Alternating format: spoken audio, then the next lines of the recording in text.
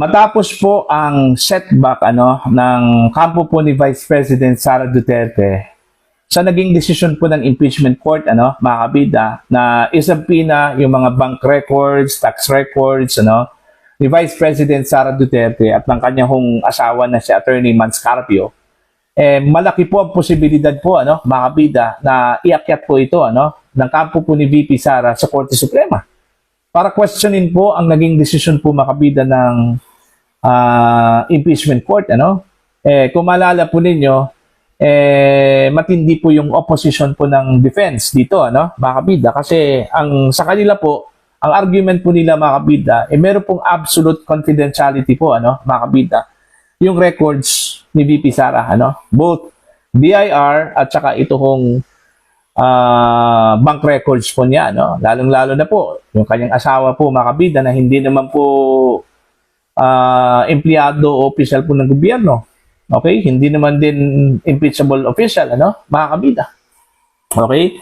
Ang pinagbatayan po ng defense dito ay yung Section 71 po ng Tax Code of the Philippines, malinaw po doon, mga kabida, na dalawa lang po yung pwede hong masatisfy yung pag-release ng mga dokumento. Unang-una po kung meron pong approval mula sa owner ng mga dokumentong yon, mga kabida, taxpayer.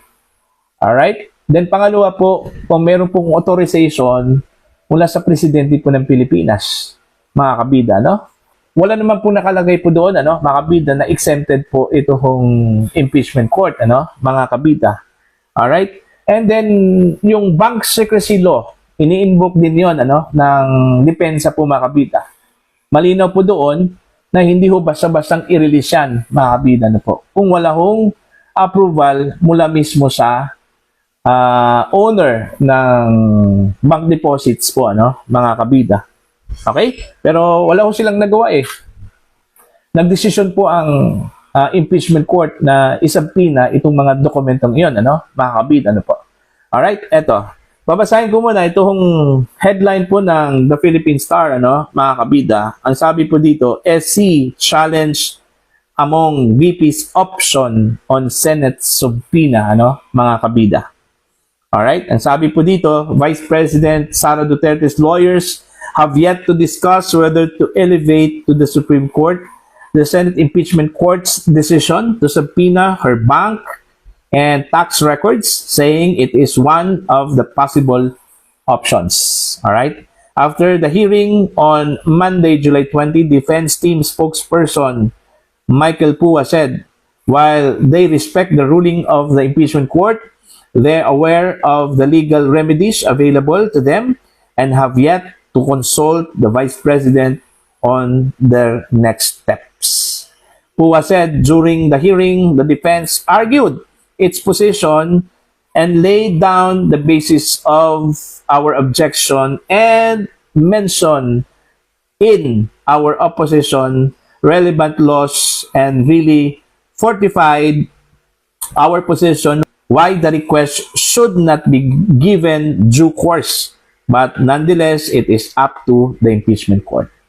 So, since nag-decision po ang impeachment court po, mga kabida, na isabina, wala ho silang magawa.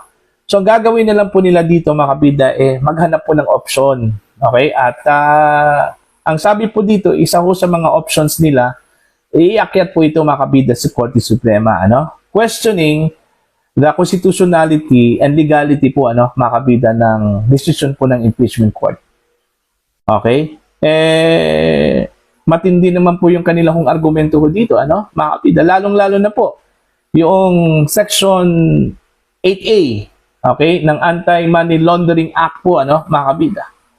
Okay, ang sabi po doon ni Attorney Michael Pua, meron pong absolute confidentiality yon, mga kabida. Kasi pinagbabawal po sa batas na yon, mga kabida, ang sino man pong taga-AMLAC, itong Anti-Money Laundering Council, na i-release po ang anumang impormasyon, okay, at datos, mga kabida, patungkol ho sa records po ni Vice President Sara Duterte at ng kanyang asawa, mga kabida. Wala naman pong nakalagay po doon na exempted po ang impeachment court, mga kabida. Alright? So, kung mangyayari po yan, ito yung aking pananaw po, mga kabida. Kung sakali man po, okay, iaakyat po ng kampo po ni Vice President Sara Duterte sa Korte Suprema itong usaping ito, mga kabida. Kasi malinaw naman po na subject for judicial review, mga kabida, yung decision po ng impeachment court, mga kabida. Dahil lahat ng mga questions of law, ang meron pong karapatan dyan, mga kabida, ito pong Korte Suprema. Alright, mga kabida, po. Okay? Kung sakali man po, iaakyat po nila yan sa SC, malamang po, re-respetuhin po yan, ng impeachment court, mga kabida. Posible hong i-delay muna yung release, mga kabida, ng mga bank records at tax records po, even the AMLAC records, ni VP Sara, mga kabida. Okay? Habang inaantay yung magiging desisyon po ng SC dun ho sa magiging petition po ng kampo po ni VP Sara, mga kabida. Alright? Pero habang wala pa, okay, wala pang petition, okay, mananatili ho yung subpoena. At in fact, dun ho sa subpoena na yon, mga kabida, inatasan po ang Bureau of Internal Revenue, okay, na isubmit ito hong mga dokumento ni VP Sara at Attorney Manscarpio sa impeachment court on July 30. Alright? And yung mga bangko na isasabina din, mga kabida, malamang po, I think, first week po ng August, 2026, mga kabida, po. Anyway, sa pagkakaintindi ko po, mga kabida, dun ho sa desisyon po ni Senator Chis Escudero bilang presiding officer, mga kabida, hindi naman po ibig sabihin na sinumpina po ng impeachment court yung mga dokumentong yon. Okay, dadalhin dyan sa impeachment court, mga kabida, bulat-latin na kaagad. Okay, titignan pa po, mga kabida, kung maaari bang gawing ebidensya po ito, mga kabida, po. Okay, meron pa pong offer, okay, na gagawin po yung prosecution as evidence yung mga dokumentong yon. Okay? At susuriin pa po, mga kabida, ng impeachment court kung ang mga dokumentong inilatag dyan, mga kabida, ay maaari bang gawing ebidensya. Okay? So, ibig sabihin, hindi po lahat ng mga dokumento ay maaari pong gamiting ebidensya po, mga kabida. Limited po yung ginawang decision po, mga kabida, ng impeachment court. Alright, kaya nga hindi ho nababahala po, mga kabida, ito kung kampo po ni Vice President Sara Duterte. Kasi expected yan, mga kabida, na every document na i-raise po ng prosecution, okay, makakarinig ho tayo ng objection. Maraming objections dyan, mga kabida, ang maririnig po natin mula sa defense. Alright? So, magdedepende po yan, mga kabida, kung aaprubahan ba ng impeachment court ang mga dokumentong i-raise po, ipapakita po, mga kabida, ng prosecution kung ito ba ay parte po ng ebidensya o hindi. Okay, mga kabida. Alright? So, let's see. Tingnan po natin kung ano po ang magiging resulta ho dyan, mga kabida, sa magiging hakbang po ng defense. Okay? Sa tingin ko po, during the press conference po, mga kabida, ni Attorney Michael Pua, parang hindi ho nababahala po ang defense dito, sa naging decision po, mga kabida, ng impeachment court. Sa tingin ko din, mga kabida, na wala naman pong problema kung ipapakita po ni Sara Duterte yung mga dokumento na yon, mga kabida. Ang sa kanila lang po, siyempre, pinoprotektahan po nila yung rights ng Vice President, mga kabida. Diba?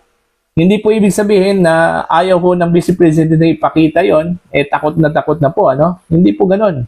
Okay? Pinoprotektahan lang po, unang-una, ng mga abogado po ni VP Sara yung kanyang rights, yung kanyang karapatan po, mga kabida, na hindi ho basta-bastang ipakita po sa publiko yung kanyang mga records kasi confidential yun Personal po yun, mga kabida, po. Okay? So, abangan natin kung meron bang kaso itong prosecution dyan po sa kanilang pangalawang article na ipepresenta po, mga kabida, matapos po ang napakadismayang Article 1, ano, o first article, mga kabida, ito hong great threat, okay, na wala man lang ka-challenge po sa defense, ano, mga kabida, okay, yung kanila kong ipresentang mga witnesses, pati yung mga ebidensya po, ano, mga kabida. In fact, dalawa lang po eh. Technically, dalawa lang pong testigo po ang kanilang ipresenta po, ano. Pangatlo po itong si Matibag. Pero wala naman pong bearing itong si Matibag po, ano, mga kabida. Yung dalawa lang po, ito hong si Kalilong at saka si Plutok, ano. Yun yung pinaka matindi po sa panig po ng prosecution na kanilang ipresenta po, mga kabida, sa impeachment court. Okay? So, abangan po natin tong susunod na kabanata po, mga kabida, no, sa trial po ni Vice President Sara Duterte. Para po sa inyong